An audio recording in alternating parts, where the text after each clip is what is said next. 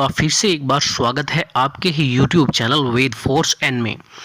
दोस्तों, अगर आप आहार के माध्यम से अपने आप को स्वस्थ रखना चाहते हैं तो यह वीडियो आपको लास्ट तक जरूर देखना चाहिए, क्योंकि हम अपने खान पान के माध्यम से ही अपने आप को स्वस्थ रख सकते हैं, बीमारी से दूर रख सकते हैं और बीमारी होने पर भी हम आहार के माध्यम से स्वस्थ हो सकते हैं। अगर आप इस तरह की वीडियो का नोटिफिकेशन चाहते हैं कि आप तक समय रहते पहुंच जाए तो आप हमारा चैनल सब्सक्राइब कर लीजिए, ताकि इस तरह के नोटिफिकेशन सबसे पहले आप तक पहुंच सकें। दोस्तों, आपको कभी भी जब तक आपको भूख ना लगे आपको भोजन नहीं करना चाहिए। जब आपको कड़ी भूख लगे उसके पश्चात ही आपको भोजन करना चाहिए। भोजन उतना ही करें कि पेट को बोझ महसूस ना हो। कहावत भी है इसमें एक कि आधा भोजन दुगना पानी, तिगुना शर्म और चौगनी मुस्कान। भोजन करते समय चित्त में प्रसन्नता होनी चाहिए। खाते समय बातें बिल्कुल न करें। चिंता, क्रोध, ईर्ष्या, द्वेष, घृणा, भय आदि मानसिक जो हमारे उद्वेग हैं उसके समय भोजन हमें नहीं करना चाहिए, क्योंकि उस समय किया गया भोजन ठीक से नहीं पचेगा और रोग पैदा करेगा। भोजन को प्रभु का प्रसाद व प्रत्येक ग्रास को अमृत तुल्य स्वास्थ्यवर्धक मानकर हमें ग्रहण करना चाहिए। अनाज का चक्की में अधिक महीन पीसने से तथा तले भुने खाने से स्वाभाविक गुण, आवश्यक खनिज, लवण, विटामिन्स नष्ट हो जाते हैं। अतः स्मरण रहे कि हमें मोटे आटे, चोकर युक्त रोटी का ही सेवन करें। भोजन को भाप में पकाकर कम मसालों का प्रयोग करके हमें खाना चाहिए। घी, तेल पचने में भारी होते हैं, अतः दूध, दही, अंकुरित अनाज, चना, मूंग, मूंगफली, गेहूं, नारियल आदि में पर्याप्त मात्रा में पोषक तत्व पाए जाते हैं। अंकुरित अन्न में पोषण शक्ति कई गुना बढ़ जाती है। नित्य प्रातः 50 ग्राम अंकुरित अन्न खूब चबा चबा कर हमें खाना चाहिए। सप्ताह में एक दिन पेट को छुट्टी देना भी काफ़ी आवश्यक होता है। उसके लिए आप उपवास रखें। उपवास की आपको आदत डालनी चाहिए।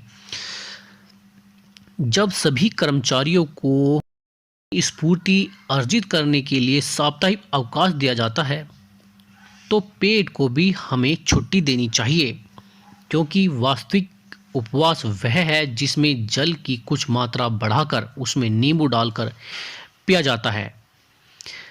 यह न बन पड़े तो दूध, छाछ, मट्ठा, फलों का रस लेकर काम चलाया जा सकता है।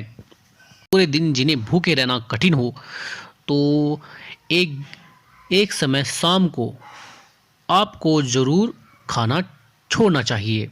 उपवास यानी कि रखना चाहिए। उपवास से पाचन शक्ति बढ़ती है तथा शरीर शोधन में बड़ा सहयोग आपको मिलता है। खाद्य पदार्थों को शीलन, सड़ने वाले स्थानों, बदबू वाले पात्रों में नहीं रखना चाहिए। चूहे, घुन आदि कीड़े इन्हें जहरीला बना देते हैं, इसलिए सभी खाद्य पदार्थ बड़ ढककर हमें रखनी चाहिए। अंकुरित अन्न से भी बादाम जैसा पोषण पाया जा सकता है। गाजर में उच्च कोटि का विटामिन ए पाया जाता है। गाजर का रस नित्य पीने से रक्त की शुद्धि होती है। गाजर का रस स्वयं ही एक टॉनिक है। आंवला, नींबू, केला, अमरूद, सेब, संतरा, मौसमी जैसे मौसमी फल टॉनिक से बढ़कर होते हैं। भोजन करते समय ठीक से इनको चबाना चाहिए। भोजन को ठीक से चबाकर हमें निगलना चाहिए। इस संबंध में ध्यान देने योग्य कुछ बातें हैं। चबा चबाकर भोजन करने से कम खाकर भी अधिक तृप्ति की जा सकती है। मोटापा नियंत्रित करने के लिए चबा चबाकर खाना, धीरे धीरे भोजन करना काफ़ी महत्वपूर्ण होता है। चबाने से खून में सेरोटोनिन नामक हार्मोन्स की मात्रा बढ़ जाती है, जिससे अनिद्रा, तनाव, मानसिक अवसाद, सिरदर्द आदि रोग दूर हो जाते हैं। भोजन को ठीक तरह चबाने से आंतों की क्रिया ठीक रहने से अपाचक क्रिया ठीक होती है। फलस्वरूप डायबिटीज़, जिसे हम शुगर कहते हैं, संधिवात, गठिया इत्यादि रोग ठीक हो जाते हैं। चबा चबा कर खाने से हाइपर एसिडिटी, अति अम्लता, भूख न लगना आदि शिकायतें दूर हो जाती हैं। भोजन के साथ पानी की जो हमें आदत होती है उसको ठीक कर लेना चाहिए। ऐसा हमें नहीं करना चाहिए। भोजन करने के 1 घंटे पूर्व से पानी हमें नहीं पीना चाहिए तथा भोजन करने के 1.5 घंटे बाद पानी खूब मात्रा में पिएं। भोजन को ठीक तरह चबाकर लार, जिसे हम सलाइवा बोलते हैं, अच्छी तरह मिल जानी चाहिए। पानी की आवश्यकता फिर उसमें नहीं रह जाती है। यदि आवश्यकता हुई भी तो 5 से 100 ग्राम जल पिया जा सकता है। सुबह उठकर 2 गिलास पानी पीना आंतों की शुद्धि के लिए हितकारी माना गया है। दोनों भोजन सुबह शाम के बीच के समय में पर्याप्त पानी पीते रहें। नित्य 2.5 से 3.5 लीटर पानी पिया जाना चाहिए। एक साथ अधिक मात्रा में पानी न पिएं। हर घंटे आधे घंटे बाद आपको पानी पीना चाहिए। शीतल पेय, फास्ट फूड, ब्रेड, बिस्किट, पूड़ी, केक, कचौड़ी, रंग बिरंगी मिठाइयाँ, टॉफ़ी, आइसक्रीम, चाय आदि स्वास्थ्य के लिए हानिकारक होती हैं। उनके हित में नहीं होती है। मैदा खाद्य आंतों में चिपक कर कब्ज पैदा करता है तथा डिब्बाबंद खाद्य पदार्थों में उनके संरक्षण के लिए कीटनाशक मिलाए जाते हैं जो आंत रोग, गठिया, यकृत, फेफड़ों आदि के रोग पैदा कर देते हैं। स्वस्थ रहने के लिए हमारे खून का माध्यम 80% क्षारीय एवं 20% अम्लीय होना चाहिए। अतः क्षारीय खाद्य पदार्थ अधिक सेवन करने चाहिए। क्षारीय खाद्य पदार्थ वह अम्लीय खाद्य की संक्षिप्त सूची दी जा रही है जिसमें हम स्वयं खाद्य चुन सकते हैं। अम्लीयता, हानिकारक, जो अम्लीय खाद्य होते हैं वे हानिकारक होते हैं।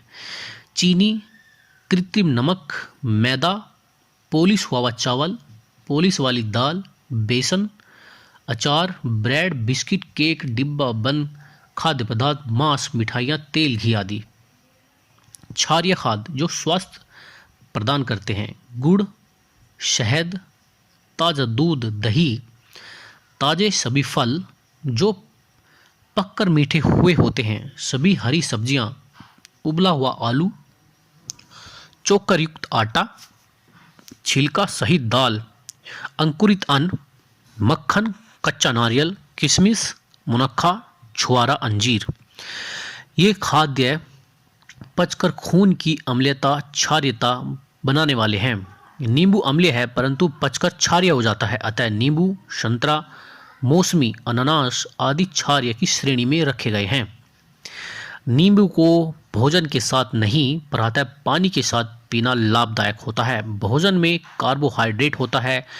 नींबू डालने से खटास के कारण अन्न के पाचन में कठिनाई आती है क्योंकि कार्बोहाइड्रेट गेहूं, चावल, आलू आदि का पाचन क्षारीय के माध्यम से ही हो पाता है। भोजन के 2 घंटे बाद या 2 घंटे पहले नींबू को पानी के साथ पिया जा सकता है। नींबू कई रोगों को दूर करता है। विटामिन सी की इसमें अच्छी मात्रा होती है। रक्त को यह साफ करता है। जीवनी शक्ति को हमारे यह बढ़ा देता है। रोग प्रतिरोधक क्षमता को यह बढ़ा देता है। भोजन के साथ ताज़ी चटनी, टमाटर, पालक, पुदीना, आंवला, नारियल आदि ले सकते हैं परंतु अचार से आपको परहेज करना चाहिए। यह है सेहत के लिए हितकारी नहीं।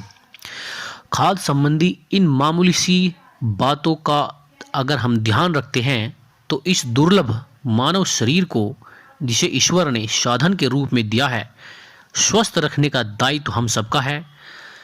तो फ्रेंड्स, मेरे द्वारा दी गई जानकारी अगर आपको अच्छी लगी है तो आप हमारे इस चैनल को सब्सक्राइब कर लीजिए ताकि इस तरह के स्वास्थ्यवर्धक बातें आप तक पहुंच सके, ऐसे नुस्खे आप तक पहुंच सके जिनकी आपको ज़रूरत है और आप स्वयं के डॉक्टर बन सके, अपना इलाज अपने घर पर ही अपने आहार के माध्यम से कर सकें। मैं नेचुरोपैथी डॉक्टर आपसे इजाज़त लेता हूं, फिर मिलूंगा आपसे। Bye bye.